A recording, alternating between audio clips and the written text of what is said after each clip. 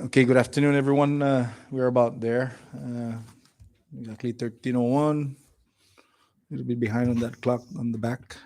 We do have coverage on air, both on Facebook and I believe YouTube. Welcome to the Senate Chamber. And I'd like to thank the members of the media for joining us and also for being flexible because we do know initially we're supposed to have this at 10. And we also like to welcome the viewing public that are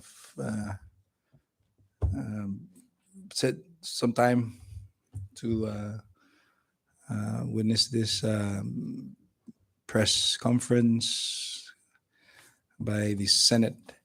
Just a quick overview on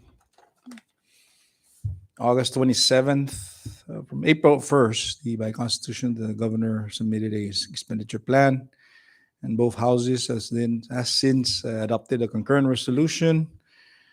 And the budget appropriations originated from the House, passed on August 27th, transmitted over to the Senate thereafter, and the Committee on Fiscal Affairs did their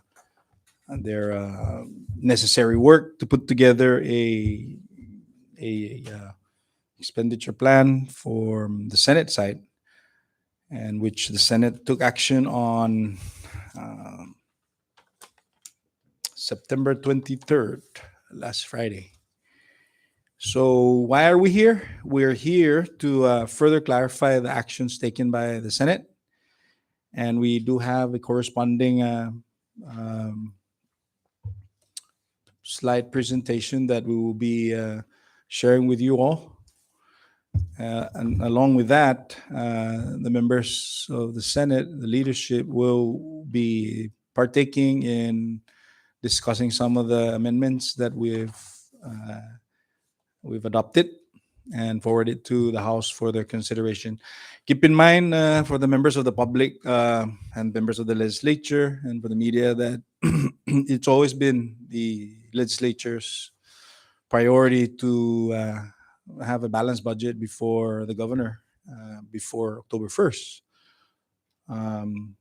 Obviously, we're nearing that deadline, but we're still, at least the Senate is still very much open to and hoping that the House members can take a look at this, what the Senate did, and consider the elements that we've put together.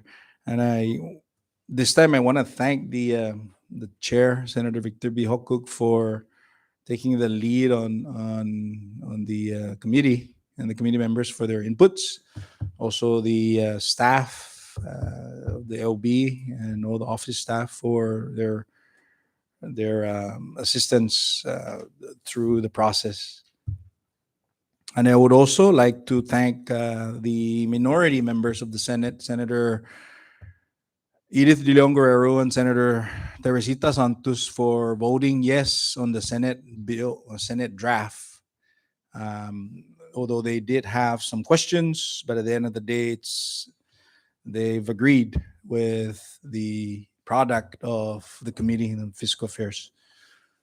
So with that, I'm going to go ahead and begin the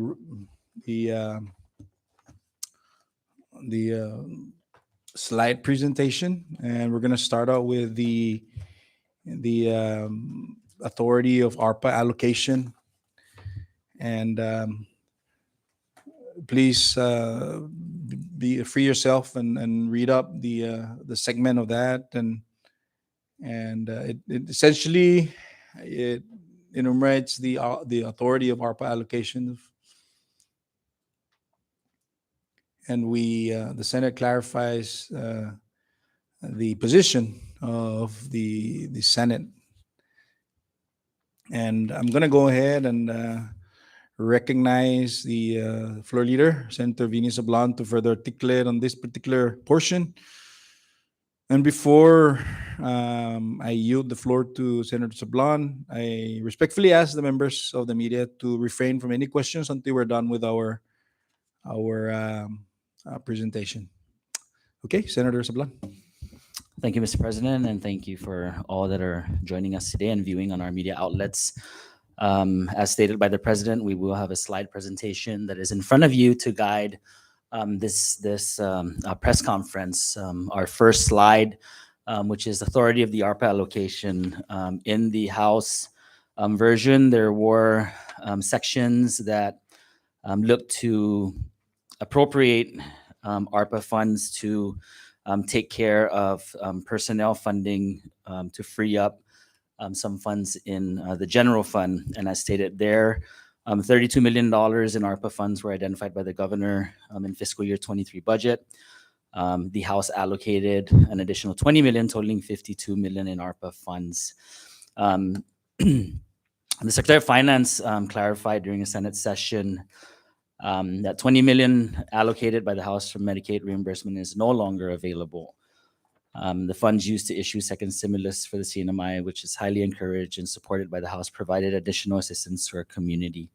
It's very vital to recognize that in the inception of ARPA, when we received the initial amount, the United States Treasury did require a spending plan by the state, which is the CNMI, on how these funds would be expended. And that spending plan was approved, detailing how funds are being spent in the Commonwealth in accordance with ARPA guidelines. And that stated, the Secretary stated further that under Section 603B, those provisions of government is set by a formula. So the Senate felt that it was wise to just leave the spending plan as is and not create a break in the spending plan as the monies have been expended and they have been satisfying the requirements under the spending plan that was approved. So next slide. We move on to the next slide on the authority of ARPA allocation. And this is where it talks about the spending plan. The National Conference of State Legislatures indicate that spending authority over the CS of FRF varies by a state. Authority is largely determined by each state's interpretation of its constitutional and statutory provisions outlining authority over anticipated federal funds and authority to spend during a state emergency. Some laws supersede others. It's also good to note that the House also had a separate legislation. I think it was earlier this or last year, in House Bill number 22-33 to appropriate the ARPA funds in its entirety when the ARPA funds were initiated and given to the government. And I want to make mention of the Office of Attorney General. They provided a letter to the House, and in that letter it stated that for the Commonwealth to receive funds under ARPA, an enactment of Commonwealth law is not required. So it was then that the executive branch and the administration went ahead and started to expend ARPA funds in satisfying the requirements of the spending plan that was approved by the U.S. Treasury. So with that, I yield, Mr. President, to the next member to take care of the following slide. Jesus Masi, Senator Sablan, this time I recognize the Chair of Fiscal Affairs, Senator Victor Bihoko. Thank you, Mr. President, and thank you to our media friends that are here to provide you with information of what the Senate did for this budget plan for fiscal year 2023. When we received the House Bill 22-116 in the form of HD2, we recognize that the bill indicated that they use the 80% of ARPA to, what that bill did is it collapsed the local funds of 80% to fund the department and other agencies, and 20% supposedly for the use of ARPA to augment other department that needs assistance. So the 80% that they use ARPA funds to fund the personnel costs in the department, we feel that uh, this action would place the CNMI government employees in a very detrimental financial risk should ARPA funds not available to fund 80% of the personnel costs in the following years. And the Secretary of Finance stated that the House action to cover personnel costs at 80% of ARPA funds as opposed to the 20% coverage to actually putting a putting a hamper on the total availability for provisions of government for FY 2023. Therefore, the Senate Fiscal Affairs Committee agreed to restore the personnel costs funded at 20% of ARPA versus 80% of the local revenue. And these changes are reflected in the attachment schedule of the Senate substitute. So what the Senate did is that they reversed the placement of funding to fund the operation of government and other agencies by putting back the 80% of the local funds and revert back the 20% from ARPA to support other departments with their needs. And that's what the Senate did in their Senate session last Friday, August 23rd. I mean September 23rd. And be mindful that the Senate only have approximately maybe 15 days to come up with this version after receiving the version from the House bill that was approved. That we had to conduct public hearings for the two senatorial municipalities, Rhode and Tinian, wherein all the government and their specific mayor totally opposed the version from House Bill 22-116 and recommended the Senate committee to consider looking into the 2022, or better yet, supported the governor's submission to the legislature. So we went to Rhode and Tinian, and the same notion is what the committee received. And to further ascertain those, when we came back from the two senatorial district, we asked also the Secretary of Finance, along with the Planning and Budget and Medicaid, to come before the committee to clarify some of the issues before we move forward with the enactment of the budget from House Bill 22-116.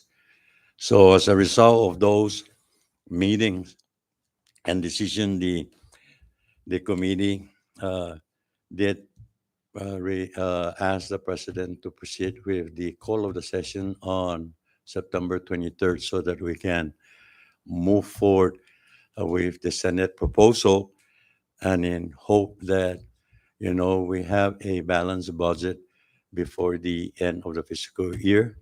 And we're all hopeful that our counterpart will seriously study the impact of what House Bill 22-116 will do to the working people that are being funded with the ARPA at this point in time, and those people that are also funded on the local resources, and the elimination of so many employees will definitely will serve very detriment to the present government employees who's got access now to provide, economic welfare to their family and to take other responsibility with whatever loan they have to move forward with their livelihood. So that's what the Senate did as far as restoring back the personnel from 2080, and we reverse it back to 80/20. So thank you, Mr. President. Thank you, Chairman Hokuk. I yield the floor back to, or recognize Senator Bini Sablan to take on the next item. Thank you, Mr. President. We're moving on to the next slide, which covers the 25% retiree pension benefits. I will articulate the different angles that was taken by the House and the Senate.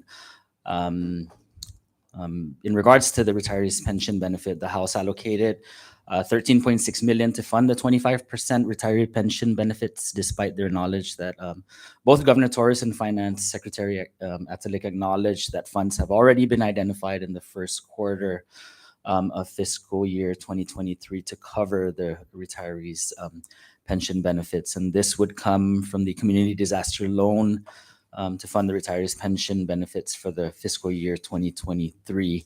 The Senate's angle was in line with the governor's commitment to ensure continuing supporting the retirees' pension benefit through reprogramming authority.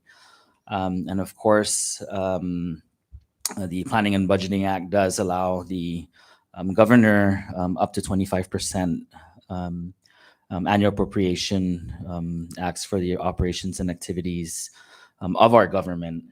In Section 501 of the Administrative Procedures of the Budget Act, it states that the Senate's included that the governor may reprogram sufficient funds from the operations and activities of departments, agencies, and offices of the executive branch to fund any shortfall of the retirees' 25% pension benefits and the retirees' death benefits. So it's important to note that the administration has been prioritizing the retirees and has always identified funds to cover the 25% to date. So that was the angle of the Senate in changing the language of the appropriations bill to allow for that. Mr. President, the next slide. I think I went ahead and covered the reprogramming authority through the articulation of Section 501 of Chapter 5 of the Administrative Procedures of the legislation. So with that, if there's no other members that want to chime in on that topic, I yield the floor back to the President. Thank you. Thank you, Senator Sablan. Any member would like to chime in on this particular matter? Senator Francisco Cruz. Thank you, Mr. President, and good afternoon, everyone. Just would like to summarize some of the item on the House version, House Bill number 22-116, in regards to the 41.4 million that was taken out from the Cinema General Funds by the House, taken out from all full-time employees, and out of the $41.4 million that they took, 39 million from the personal allocation, and 2.4 million under operation and utilities.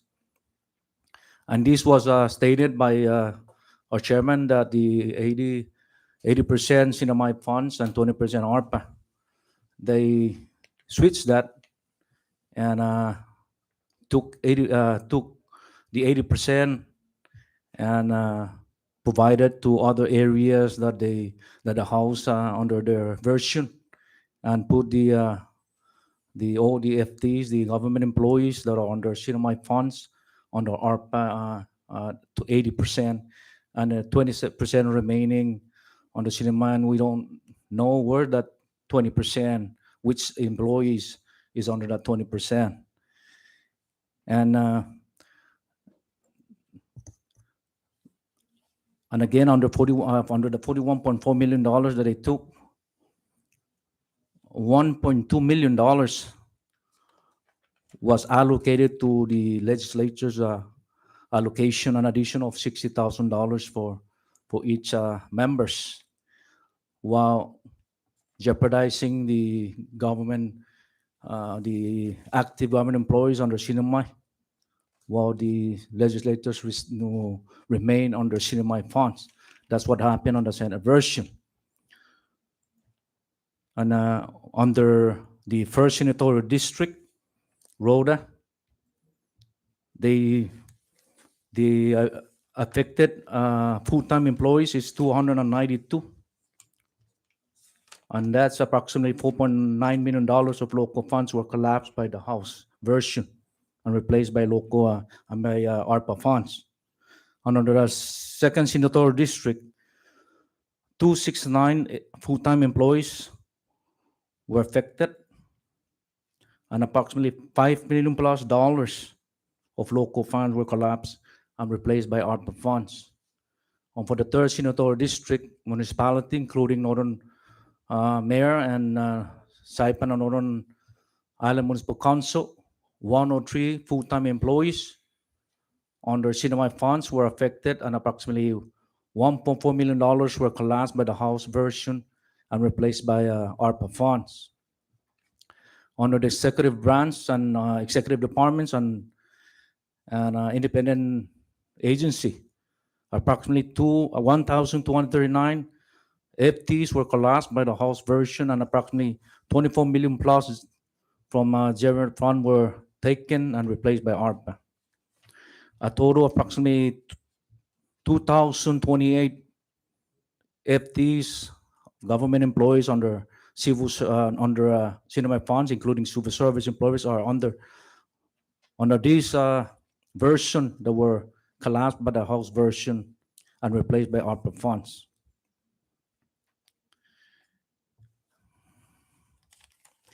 And like I said, the House version collapsed those CNMI funds, civil service, and under CNMI funds, other FTEs were taken out, while the CNMI legislators were allocated approximately $1.740 million for additional $60,000 for each legislature.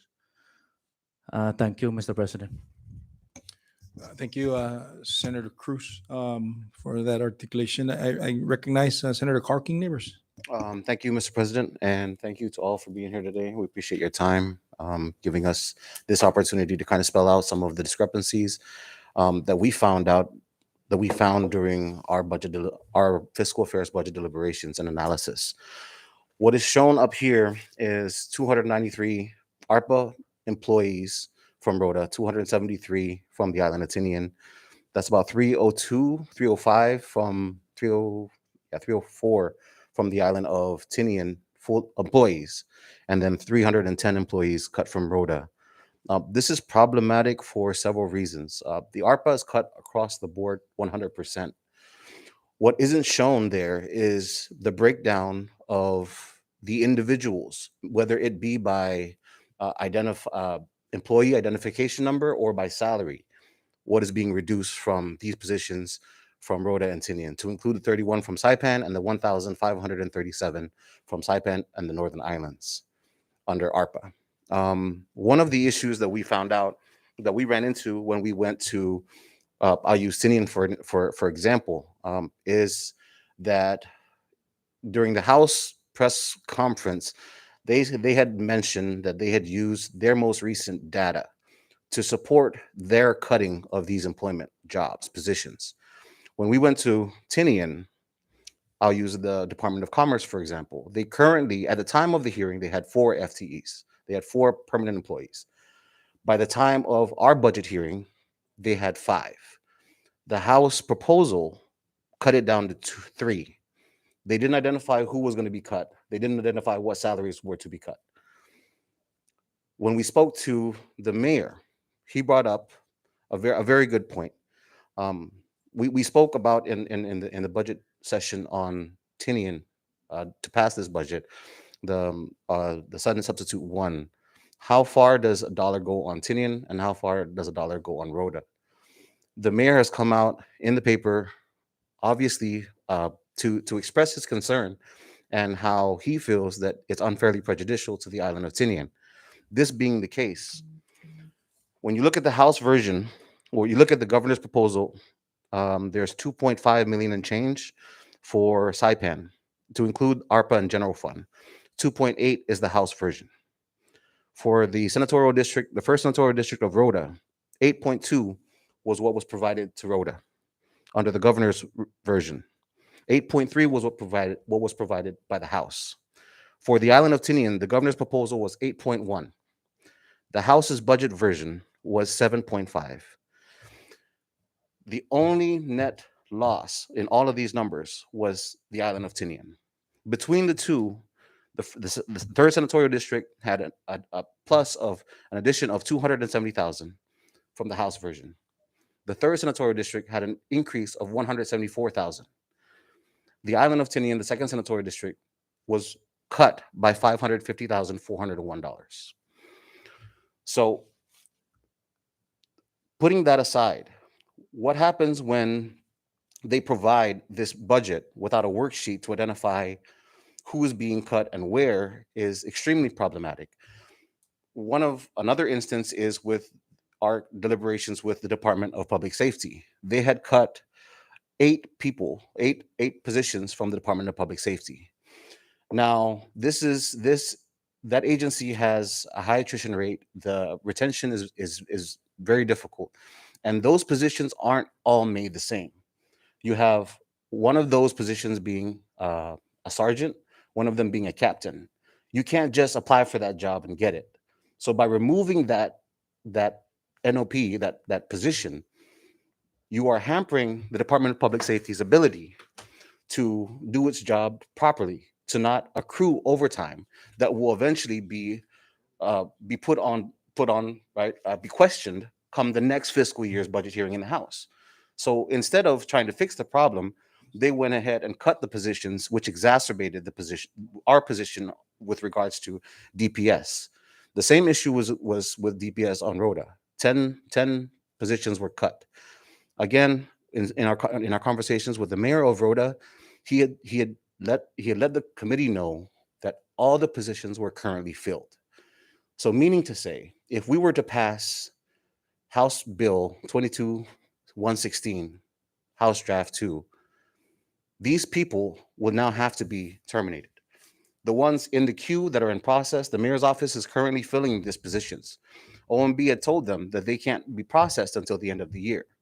So the House did not take any of this into consideration and removed all the FTEs.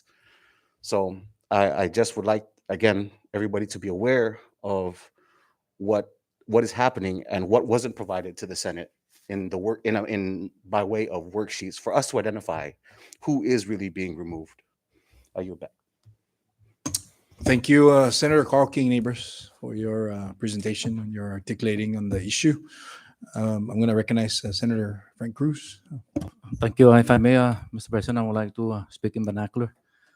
Para todo yung pilaw yung gobyerno, yung man memplelea gi along maranas, isti 80% representi 80% sino may funds secure sino funding para iso don empleado siya. Doon ay matalabiray House version sa mana 2080 matulay kay ARPA funds to sino may funds. ARPA funds temporary sino fondo para i-publikon maranas temporary i-governor subsidize i-sweldo ng empleado por este pandemic ni manggay pandemic za uncompleted hours todo do government employees subsidize is not supposed to be a main source of funding ARPA fund lo sino funds permanent funding is za like what the Senator Carl mentioned na zangin motusti next na fiscal year za absent collection which is estimate budget the projection or anticipated revenue sinya hat ti mireno na projection only a projection zangin ti mireno na projection sempi most no man problema i government sa ti sinya tasudai fundon sa lapi para accommodate di machuli gi under sinamay funds na ma-replace, ma-backfill ni ARPA funds. That is not right. That's not appropriate. Irresponsible na para mausay permanent funding source na mausay ARPA. We don't know. The ARPA will end at 2024. I don't think when we start taking out cinema funds from full-time employees, civil service, and those that are affected under cinema funds, I don't think we can be able to find source if we don't realize that projection, or we don't know from today to the next end of the end of fiscal year whether we realize that funding. The likuna jangin tita sodano na sa lapi. Siyempre, we're not gonna be able to pay the full-time employees, and we encounter furlough because of the pandemic. And if we don't realize that with this kind of version, we're going to go directly to reduction in force because the funding is absent. That's the reason why the Senate don't agree with the hard version, because that's not the right way to to assist our government employees, the people that are actively serving our community should be secured, and make sure that we take care of the welfare of the employees, because we don't know their financial situation that they have. So we must not jeopardize that welfare of the government employees. Like I said earlier, why do we have to take 1.740 million to add into each individual, each legislature's allocation, while we take away cinema fund from the old government employees, FTEs? We're securing. I don't agree to secure myself because I'm working for the general public, not working for myself. Thank you, Mr. President. Thank you, Senator Cruz. Before I recognize the next order or the item, I wish to just go back to the 25% retirement pension. I just want to clarify one thing, as stated earlier by Senator Vinny Sablan. The 75% is mandatory. That's been committed already. The additional 25% is the commitment by previous administration, the current administration, the current members of the legislature. There's not one elected officials in both houses, not that I know, and also any governor that will say that they're not going to fulfill the 25%. So despite the absence of the $15 million, we are still committed, as indicated, as shown.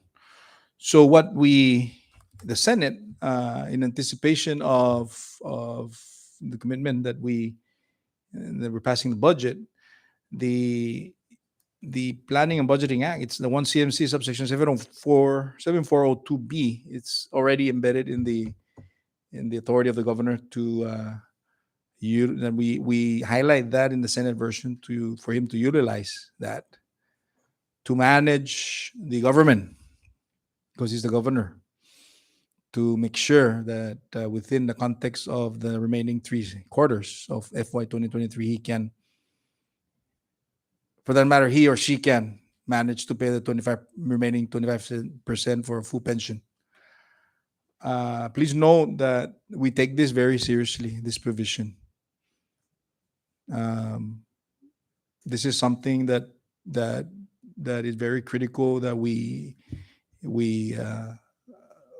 pay close attention to, and we are confident that with this provision in the budget for FY 2023, this is the vehicle for the governor to fulfill that particular mandate. So I just wanted to kind of add on to what Senator Vinny Sablan had mentioned earlier. So with that, moving on along, I'd like to recognize one more time Senator Sablan to talk about the outside sources, commonly known as compact impact. Senator Sablan. Thank you, Mr. President. We are going to move on to The next slide, which is outside sources, and this is Section 802 of the administrative provisions in House Bill 22-116, SD1, which is now in the form of SS1 from the Senate. Now the House, before I move on there, the compact impact funds derive from the Department of Interior, and this is U.S. Public Law 108-188, and each year monies are appropriated to assist and defray costs incurred as a result of increased demands placed on health, education, social, or public safety services or infrastructure related to such services due to the residence of qualified non-immigrants from the Federated States of Micronesia, the Republic of Marshall Islands, or the Republic of Palau. Some $30 million are appropriated each year to the territories. And in the House version, the House proposed to allocate 1.629879 in compact impact funds to the affected agencies in the CNMI. They did satisfy the they had a list, the House version had a list of where these monies would be appropriated in the language, and it did satisfy, the list did satisfy the requirement on providing assistance to health, education, and social public safety services or infrastructure. But one thing that the Senate saw, and through the advice of the counsel as well, is that the legislature actually has no authority to appropriate such funds. The percentage funds allotted to the affected agencies are formula-based. The Senate amended Section 802 to ensure that the allocation of the compact impact funds correspond to the data that's submitted to the state or by the state of the impact on affected agencies of the Commonwealth. So in order for the state to use these funds to assist our brothers and sisters from FSM, the Republic of Marshall and Republic of Palau, the Senate saw that we must ensure that the data is in place and is submitted by the state before these funds are expended. So that is the reason why we struck out in its entirety Section 802B to ensure that there is data that is available before any of these monies are expended to satisfy Section 104E of U.S. Public Law 108-188. Thank you, President Yoda. Thank you, Senator Vinny. And moving on quickly, in the next slide, it begs the question on the what's highlighted up there. Can the legislature increase revenue in the budget plan?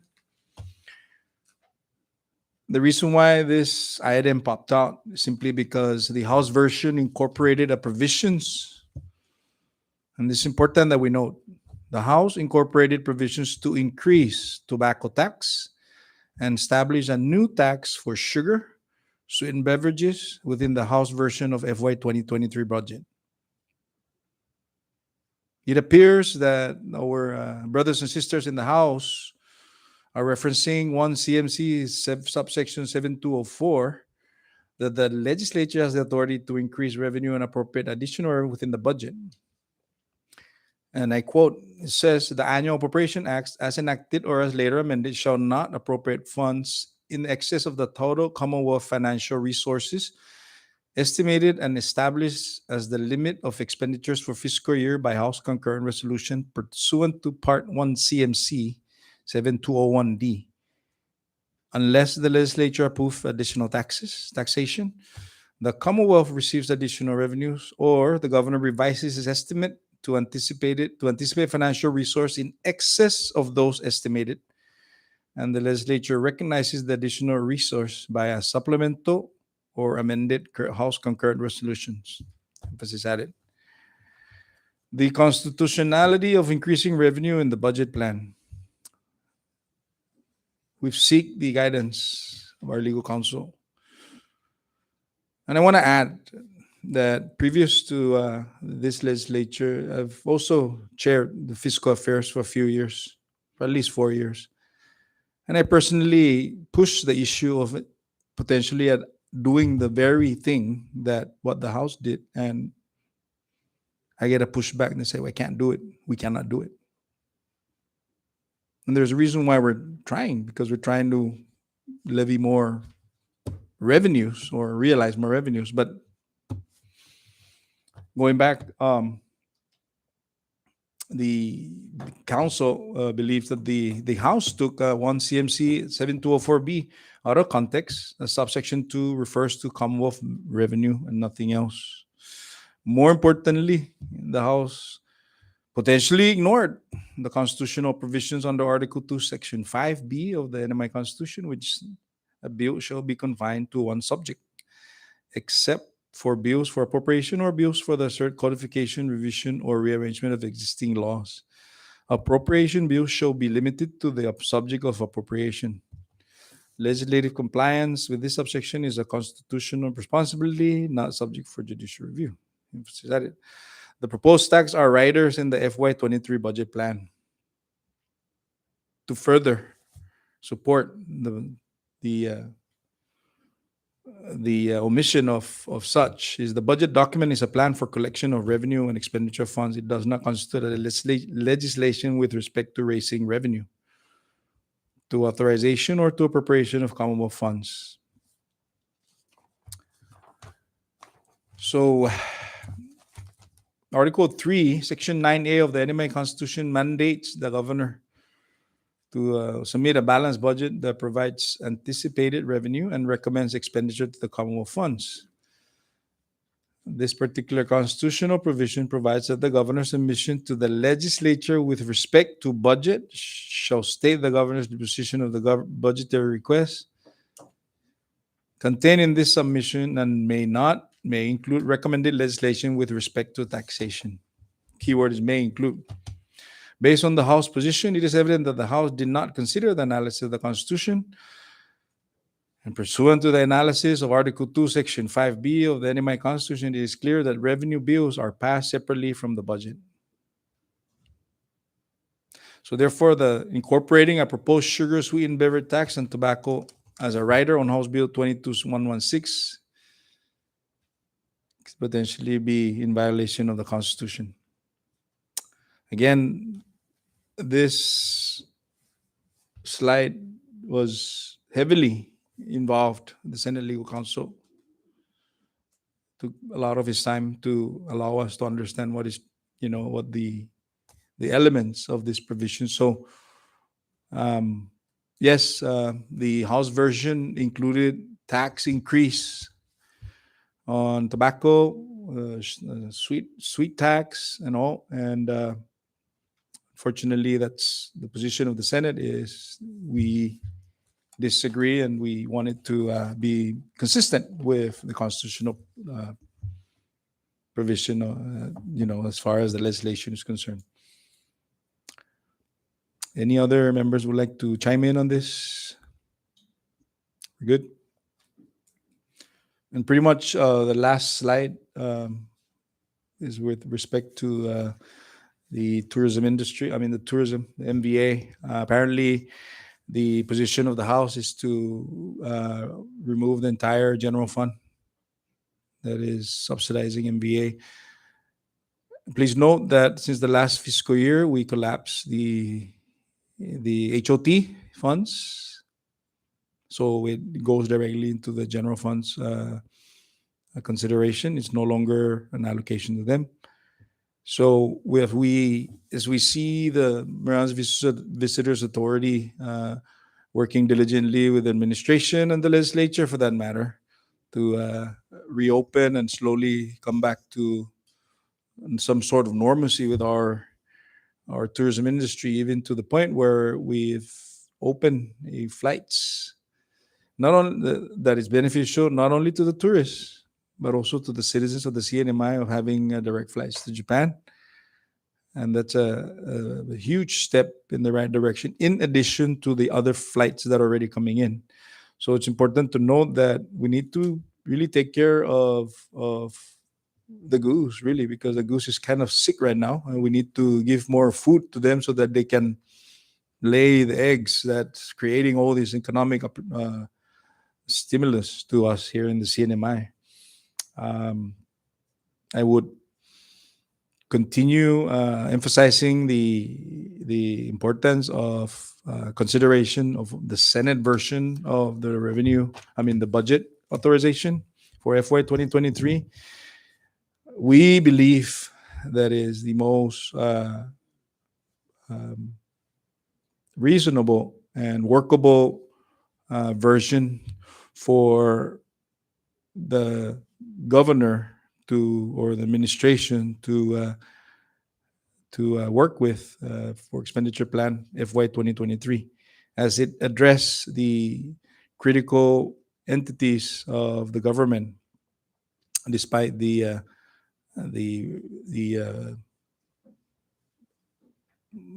slow recovery of our general fund. So with that, unless any other member would like to chime in on other issues, I'm ready to yield, and when we'll ask the media for their point of questions. And for the purpose of this Q&A, I would like to respectfully ask the media to reference which particular item you're going to ask, so that each one of us can be able to address it. So at this time, I recognize Mr. Tomas Manglonia III from KUAM. Yeah, please do the mic. Use the mic. So my question is with regards to the potential of a conference committee this week. So Senate President, this is perhaps a question for you. What is the likelihood that a conference committee will be formed in time to hopefully, as everyone would like, pass a budget? It's expected the House is likely to reject the Senate version of the bill in just under an hour. Well, I was not preparing for a conference committee. I was preparing for a budget to be accepted by the House. But obviously, if it's not the case, then we'll be ready. All right. And my second question is with regards to the 7204 provision, I believe that you identified. Can you shed some light if there's moving forward, the road ahead? Is there a possibility of a continuing resolution of any sort that is kind of referenced there? Can you qualify that? Which? I believe it's section D of that area. That basically the fund. There's just for the record, the Constitution does not allow for continuing resolution. Okay. All right. Thank you. That's all So my we questions. need to pass a budget plan for FY 2023 before October 1st. All right. That's all my questions. Thank you. All right. Recognize. Mr. Senate President, thank you for this today, and all the senators, thanks for all the information today. Is really helpful. It seems like there's many issues. It's not just one or two issues that you're got in with the House's budget proposal. The tax being included into the budget for the sweetened beverage and tobacco, the ARPA being used for the majority of the funds, the 2080 and the flip. Even the identification of the retirement fund or settlement fund contribution. And then at the end, you mentioned the MBA funding through ARPA. So a couple of things about that. One is that it seems like the legal opinion from the Senate counsel and the House counsel are completely in contrast with one another. When something happens like that, is there something like who declares the winner of the tie? Who breaks the tie? Does that go to the AGs for an opinion when you have an issue like that? When you talk about like the possible unconstitutionality of that provision in their budget? That's a great question, Brad. Again, from the years that I've served, I've never seen an inclusion of a tax revenue in a budgetary plan, because it's very clear that the governor is the only office that is constitutionally mandated to declare or to identify projection. And I don't see any any inclusion of anything further than the 105 or 108 or whatever it is for FY 2023. And I would like to defer any legal or constitutional issue questions to a legal counsel, Joe Bermudez, and allow him to articulate more on the narrative that he provided the members of the Senate. But we are in a position that it's not the legislature's responsibility. The legislature's responsibility to enact the budget appropriation. In addition, a different bill to address a proposed tax increase or fee and all that. So I'll recognize Mr. Joe Bermudez. Thank you, Mr. President. Let me just start off by saying that I didn't see any legal opinion from the House regarding the inclusion of the taxes in the budget plan. But if you look at the Constitution, it violates the one subject rule. It doesn't fit the definition under that one subject rule. The last sentence in that provision says that it's not subject to judicial review. So even if we run to the court, if they think they're right and the Senate, then I think I'm right. We cannot run to the court and the court will decide, because the court will say, we're not going to be a referee because it's not subject to judicial review. The hurdle that they cannot get over is Article 3 under the executive function, where it says that the governor shall submit a balanced budget. He may recommend revenue generation legislation. And if they just take a few minutes to go to the constitutional analysis of that provision, it will state in plain, simple English that any taxation, any revenue generation measures must be passed separately from the Budget Act. Cannot be included. Very simple. I cannot put it in a different way. Thank you, Counsel. Before I recognize the next question, Brad, I would like to recognize Senator Carl King Neighbors.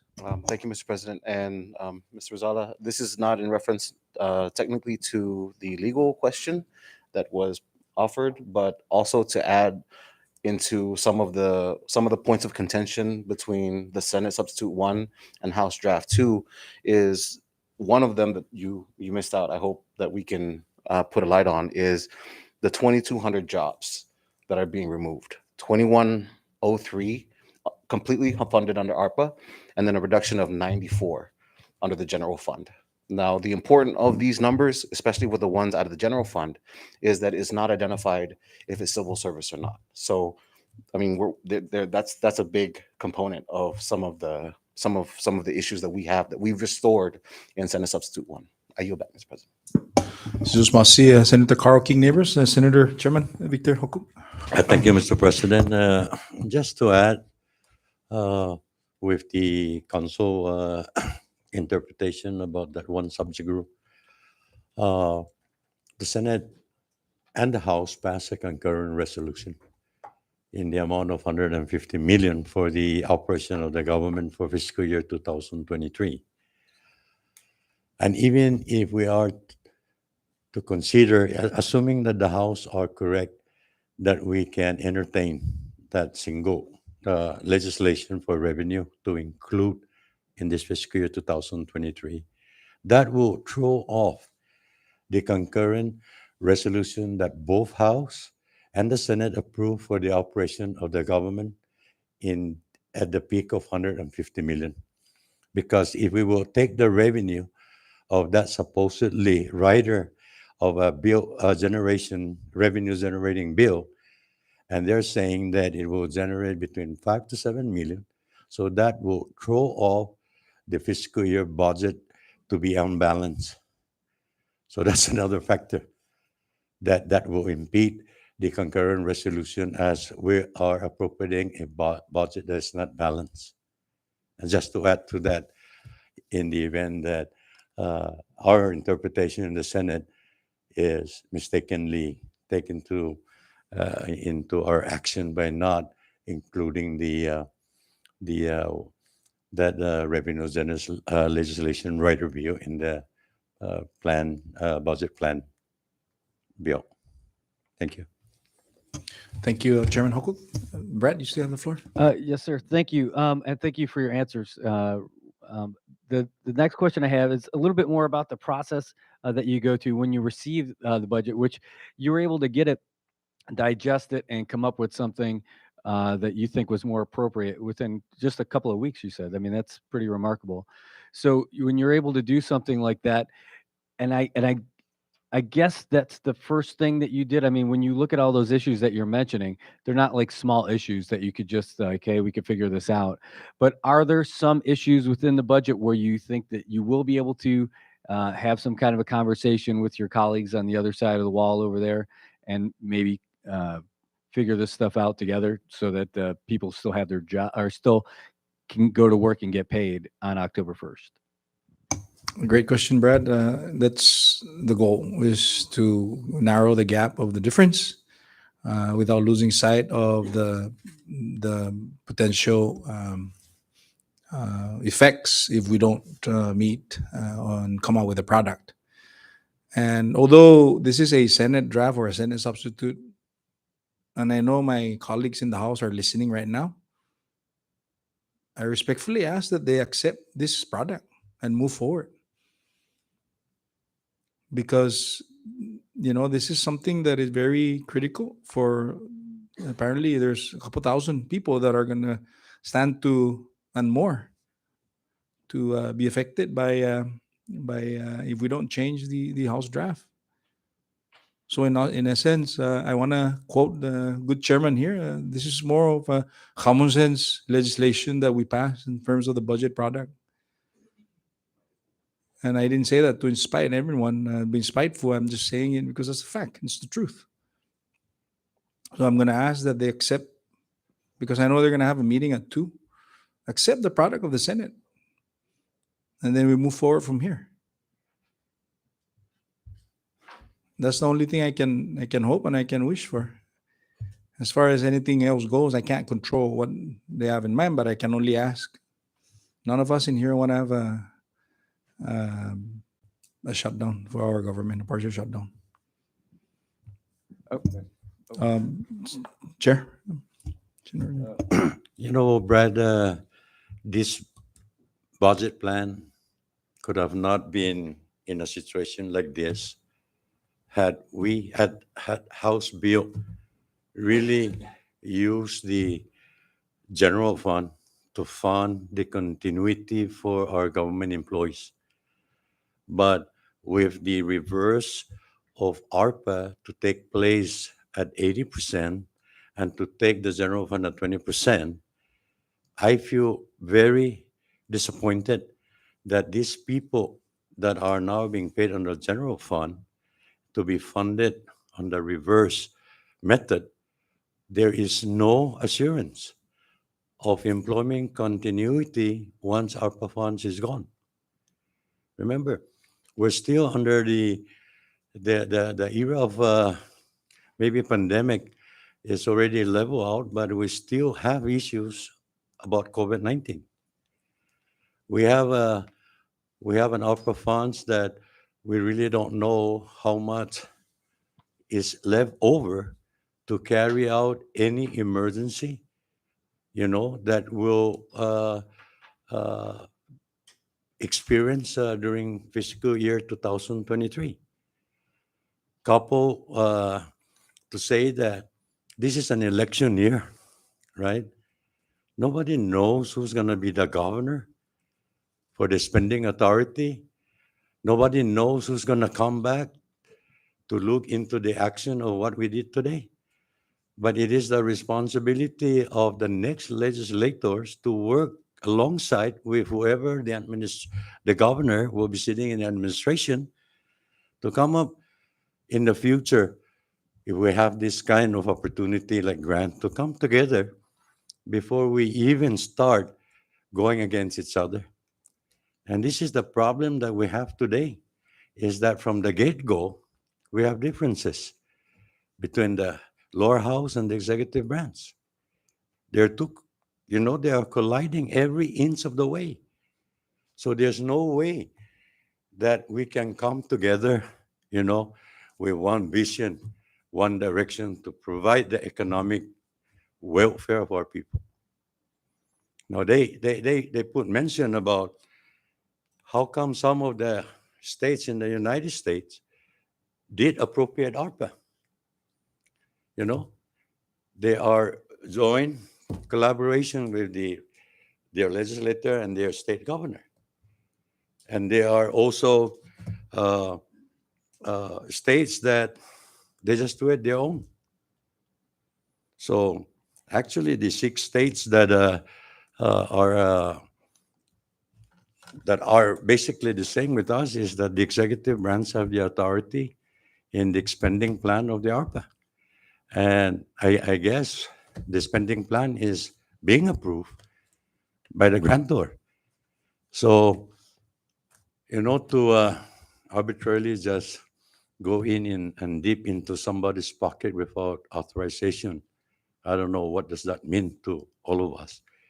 But this could have been avoided,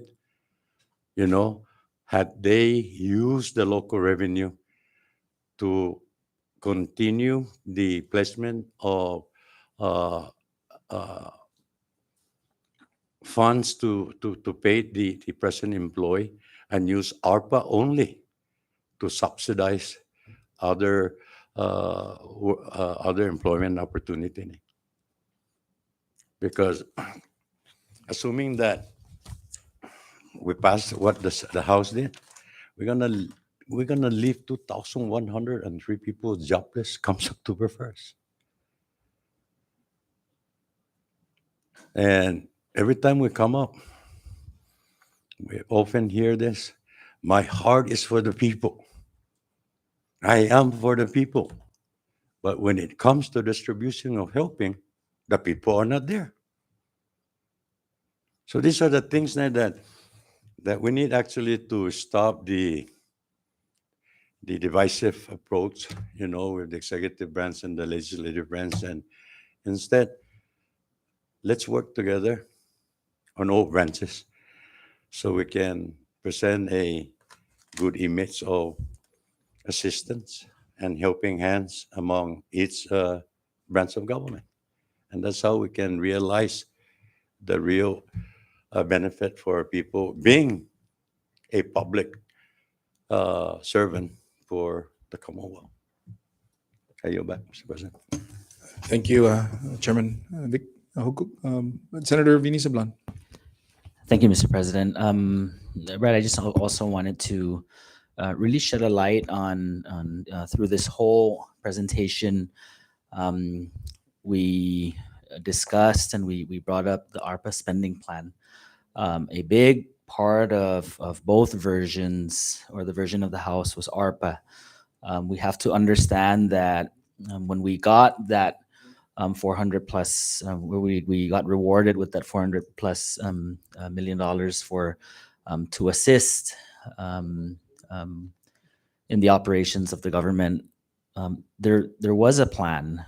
It was required for the state government to come up with a plan, and also that was required by the federal government to expend those monies in a certain time. And this time will come to an end on December 31, 2024.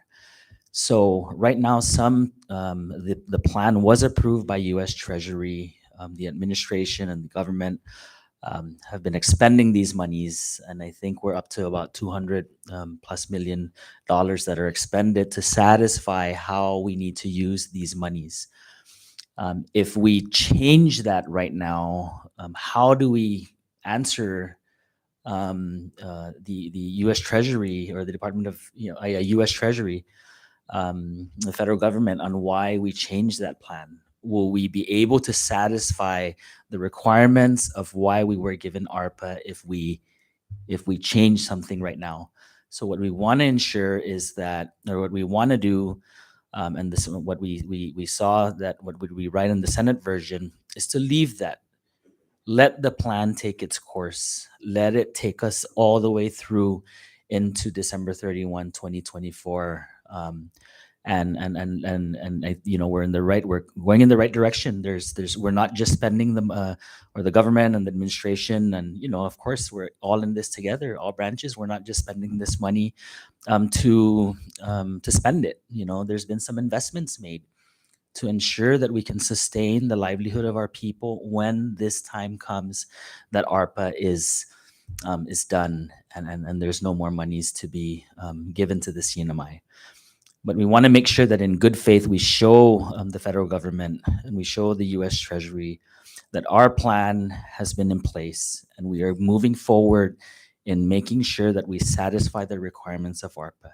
Because in the future, if there's any more assistance funds from the federal government, they could look back and look at the performance on how the spending plan of ARPA was executed, and it could be a benefit for the future legislatures, the government in the future. So, we don't want to just put a break in the plan right now. That's approved, and doing something like this in this significance in the 80-20 of making ARPA take care of personnel would really, really be detrimental in the completion of the approved plan by the state, which is CNMI, to the U.S. Treasury. Thank you, Mr. President. Thank you, Senator Sablan. Any other questions before? I believe you guys are inkling to go to the other house. Yep, and that's my last question. Two-part, but very short. One, you mentioned that you're really hoping that the House passes or approves the budget that you have sent over. In the event that doesn't happen, do you already have the conferees in mind who you would send? And number two, since you already mentioned that you addressed the House on the video here, and they might be over there, does anyone plan on delivering some of this kind of info into their session after the completion of yours? We're about ready to wait for their session to begin. But thank you for that question, Brad.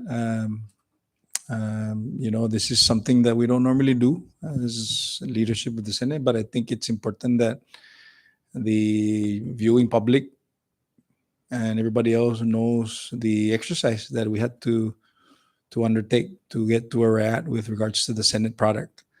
Again, we're always hopeful that we have a product that is acceptable to majority of the House members. I hope they're taking that into consideration. But whatever outcome it is, we're going to be waiting. We're going to be prepared. Senator Vini? Just one more thing, Press, before you close. It's very important to let our public know, and the House. And Brad, you mentioned that we only had several weeks to come up with this version. It was a lot of work, but as members, we want to, and the president did thank the committee and the chairman of the committee. But there was a lot of moving parts and people involved, and we'd like to also thank the staff, from our fiscal analysts, our legal counsels, and our legislative assistants. A lot of work went into this product, and we're hoping that the House can accept this product so that we can move on and continue without a government shutdown. Thank you, Mr. President. Senator Vini, I see for the first time raising his hand, Mr. Ferdy De La Torre from Saipan Tribune. Sorry, I'm right-handed, so I'm looking at the right. But okay, Ms. Kay. Sorry, Ferdy. Good from afternoon. Variety, yeah. Good afternoon, senators. Thank you for your time this afternoon. I'm wondering, where do the FEMA reimbursements for declared disasters such as the COVID-19 pandemic, where are those funds reflected in Senate Substitute 1?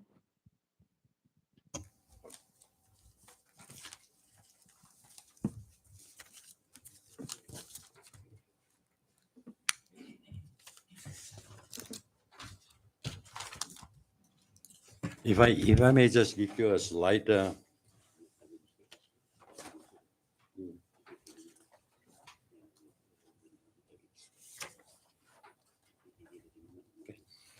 Okay, maybe I'll give our fiscal analyst to provide you what he just come up with. And Dave, you wanna take that question as the most recent update that you have? Thank you. Thank you, Mr. Chairman. Go ahead, go ahead. Your question is, where did the 20 million go in the Senate Substitute 1 version? Just all FEMA reimbursements. Right. Projected to your FEMA reimbursements for declared disaster. Yeah, you're referring to that 20 million FEMA reimbursement? Basically, when you look at the House version, it was included in there as a net amount, but then we reinstated that out from the Senate version. So when you look at the Senate version Schedule B right now, it's showing at 32 million, back to the governor's level of spending plan. Thank you. Did anyone else want to add anything? Okay, and then I also wonder, where is the medical referral program funds in all of it, in your budget deliberations for Senate Substitute 1? Okay, to answer you on that, okay, we are met with the Secretary of Finance, and rest assured that the matching fund for the medical referral will be handled diligently within his office by using the CDO loan fund. So we incorporate that in that legislation as well. So the matching fund for Medicaid is already covered under the Secretary of Finance. Okay, thank you for your time. Okay, thank you. I recognize Mr. Ferdy, Saipan Tribune. Good afternoon, sir. House majority members said they are confident that with Senator Hokog, who they describe as a veteran in budget process, that you guys will eventually pass a balanced budget. Are you confident that eventually, that will happen? You're asking me whether eventually the House will support the Senate version? Freddie, I cannot answer you yes on that, but because I do respect their position. But what I can tell you is that the Senate leadership, both majority and the minority of the Senate, agreed with the version of what the Senate put in front of them for passage as SS1.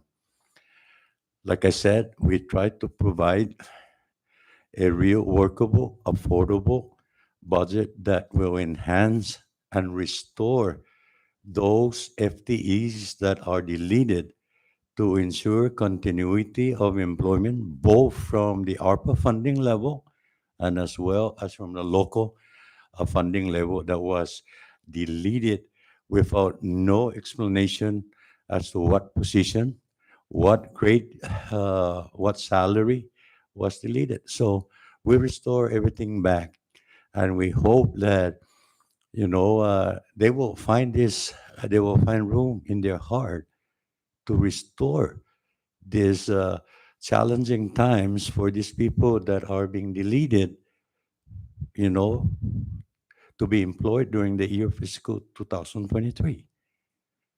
We are all suffering today, and every time we come out, we encourage, to help our people.